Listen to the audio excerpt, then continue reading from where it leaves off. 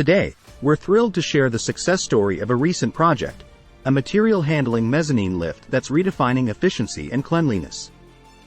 Imagine a production facility where contamination is not an option, a classified production cleanroom on the second floor.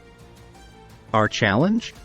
Designing a solution to seamlessly transport production materials while upholding the cleanroom's integrity. And we did just that. Our team crafted a mezzanine lift with a 3,000-pound capacity, cruising at 25 feet per minute. But it doesn't stop there. The lift is coated with a special epoxy paint, ensuring it meets the cleanroom's rigorous standards. From inception to installation, Power and Motion Industrial Sales was on the forefront.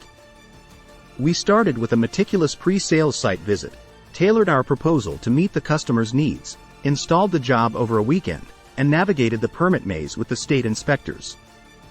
Our dedicated team turned vision into reality. Today, as the mezzanine lift seamlessly shuttles materials, we take pride in not just completing a project, but exceeding expectations and setting new industry standards. Power and Motion, where challenges are turned into success stories.